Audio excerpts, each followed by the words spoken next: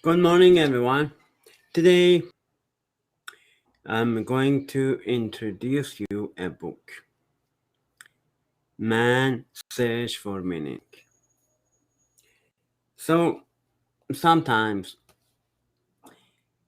we need to search for meaning, a word. Sometimes we need to search for meaning of life, not even a word. So, when you are looking through life, if life has a purpose or has a meaning, you already found it. But sometimes your life doesn't have a purpose, doesn't have a meaning. So, what you should do then? Because I know so many people, they go to work, they come back, they watch TV, they watch sport, and they get excited about sport, football, basketball, or hockey, or whatever. Especially now, they watch Olympic, and then in the weekend they go camping, they go maybe on a boat, cooking on whatever, but there is not exactly meaning for their life. They are just doing the routine. If you ask them, what do you want to achieve? They say, oh, better house, better car, raise money for travel, go vacation. They need a lot of vacation and all that. So, do you really need meaningful life? Of course you do. Of course you do a lot of resting time or vacation. I'm not disagree with you if you need a lot of vacation. But what is your purpose? What is the meaning of your life? The meaning of your life is much more than watching TV from morning to evening night. You you sit on the couch and with the remote control change channels and watch them. Watch different program. Dr. Phil, you watch Dr. Phil, you watch even Jerry Springer. Some people like that show. Or maybe you watch late night show Jimmy Fallon and you like that, enjoy watching Jimmy Fallon, but there is no meaning. There is no purpose in your life. This book, the author of this book, and whole is about meaning of your life. You know, it's the author speaks from his own experience. He went through hell. Literally, he went through hell. And he shared his experience to the reader of the book. That is a personal experience how happened in concentration camp. How happened in Nazi camp. Now, you know, the World War II, everybody heard that. In the World War II, Hitler, his army, tried to conquer the world because he thinks and they think they are better than everybody else. They want to destroy all other nations than them. They captured a lot, a lot Jews, Israelis, and they put them in the gas chamber.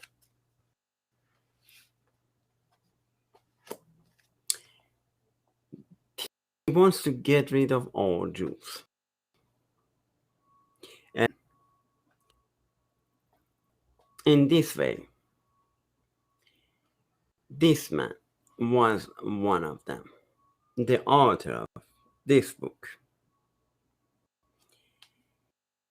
went through Germany camp and he survived. He wrote about his experiences. Chapter 1 is personal experience. Let's read a few sentences here. This book does not claim to be an account of fact and event, but of personal experiences. Experiences which millions of prisoners have suffered time and again. It is the inside story of concentration camp, told by one of its survivors. So it's like when you go behind the scene of the church, and you tell the story from behind the scene. He went through that camp and he survived. Thus, I'm a survivor. I went through a lot and I still have difficulty. When I write, I'm going to write for sure my life story. It's a story from behind the scene. It's first hand a story.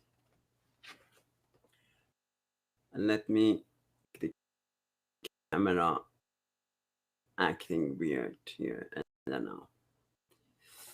Let me see what can I do about camera. This. Okay, just finish this and I will work it out later on setting to see what is going on here. So when you go and experience something, when you write that, it's a first hand experience. Like those disciples of Jesus Christ, when they write Bible, it was something they are witnessed. So when I write about my life story, then it's a first hand experience, my life. I want to read my life story. So be prepared to read the shocking and exciting life story of mine. I don't know when it's get published, but it is exciting and mesmerizing and shocking story of a life one of survivor of the church manipulation.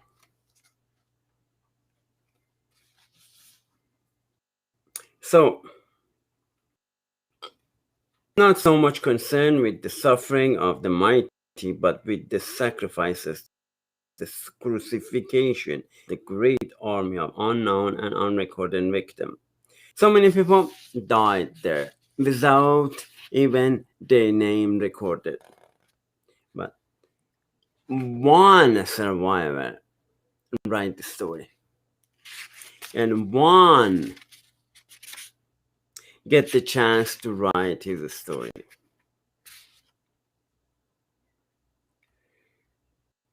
The chapter 2 of this book is all about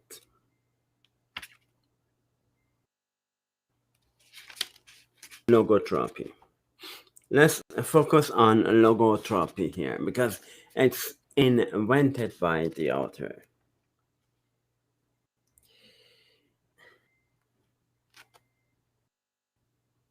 But it's so interesting that the camp inmate was frightened of making decision and of taking any sort of initiative whatsoever. So sometimes this was the result of a strong feeling that fate was one's master and that one must not try to influence it in any way, but instead let it take its own course. See, it's very important here. You see, in real life, you don't need to go to German Nazi camp to feel that way.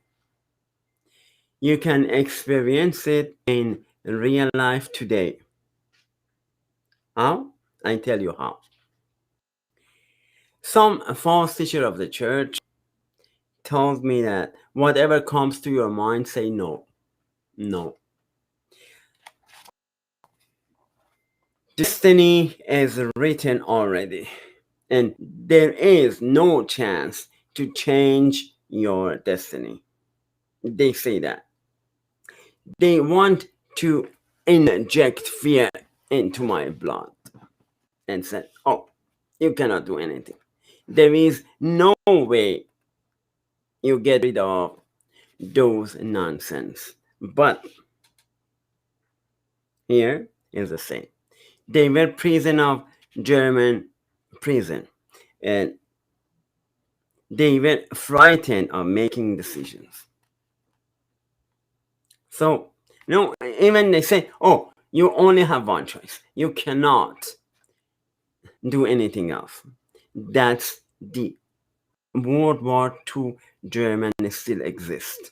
In the church, I'm telling you, believe me, in the church right now, there is German Nazism and fascism in the church today, right now. There is. They not only they bring system from Iran, but also they bring Nazism and camp fascists from Italy.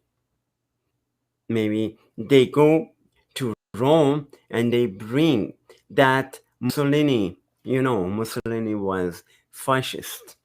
They went to Rome and they bring the system of fascist come to the church.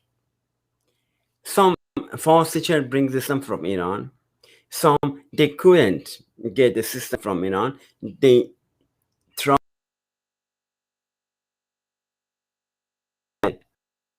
they bring the World War II fascists from Rome to church.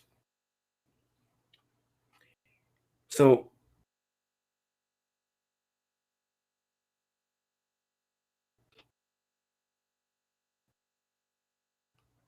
people in the initiative whatsoever. This was the result of a strong feeling that faith was. So they say, oh, you only master, and there is no way to get rid of that. You have one master, and you cannot get rid of that master. That's the story of the prisoner of World War II in Nazi camp.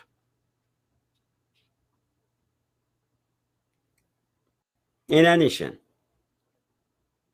there was a great apathy which contributed in no small part of the feeling of the prisoner. At times, lightning decision had to be made. Decision which spelled life or death. Sometimes you have to make a decision. You have to choose between death and life. You have to make a decision. But let's go to chapter 2. The author of the book had invented logotherapy. When they asked him, what is logotherapy? He said, in logotherapy, the patient is actually confronted with and reoriented toward the meaning of his life. And to make him aware of this meaning can contribute much to his ability to overcome his neurosis. Let me explain why I have employed the term logotherapy. As the name for my theory, logos is a Greek word which denotes meaning.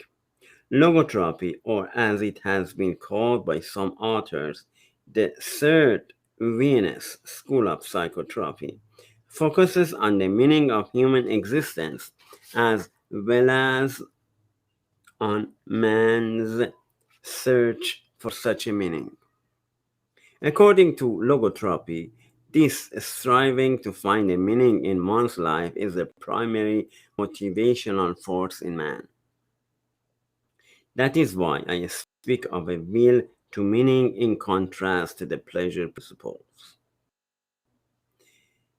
on which Freudian psychology is centered, as well as in contrast to the will to power on which Adlerian psychology, using the term striving for superiority, is focused.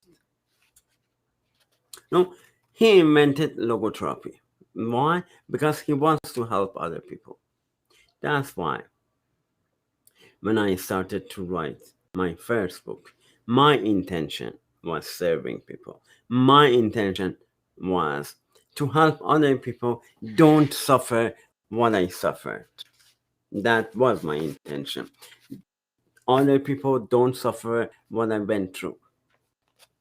And then man's search for meaning is the primary motivation in his life and not a secondary rationalization of instinctual drives. A public opinion poll was conducted.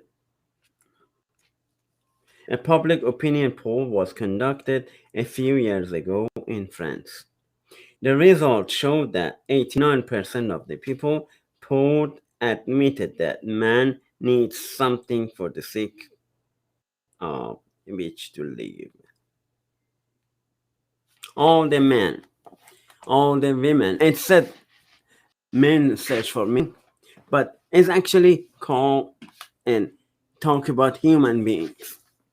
Because not only men was in campfire, but only women. See, there is meaning for life, but you have to find a meaning for your own life. If you don't find it, yeah, you can leave. There is no uh, thing that bother you. You can leave and you say, I'm successful. I live. I have two business, and you say, okay. You see, I'm successful. You have to follow me. I'm successful, and if you want to be successful, you have to follow me. But it doesn't work that way. Meaning of life for everybody different from other person. You cannot force other people to follow you and say, what I say. Do what I say. You cannot say that. Because meaning of the life of a person individually different from other person. Let me read the back of the book and see what it said.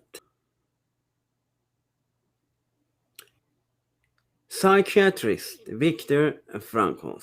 So if you want to talk about psychoanalyst, I know some people, they are proud of their degree.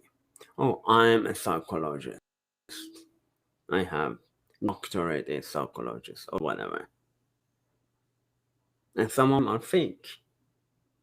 But psychiatrist Viktor Frankl's memoir has riveted generations of readers with its description of life in Nazi death camp. It is death camp. Today we have death camp. Maybe summer camp, maybe winter camp, but we have death camp today, even in the church. And its lessons for spiritual survival. Based on his own experience and the stories of his patients, gives that we cannot avoid suffering, but we can choose how to cope with it, find meaning in it, and move forward. At the heart of his story, known as logotropy, is a conviction that the primary human drive is not pleasure but the pursuit of what we find meaningful. Man's Search for Meaning has become one of the most influential books in America. It continues to inspire us all to find significance in very act of living. See, he was born in Vienna in 1905, published more than 30 books, and he died in 1997. He lived 92 years and he went through a fire camp. He survived from fire camp. So you have to search for meaning of life. And when you search for that, you find a meaning and you can cope with any suffering.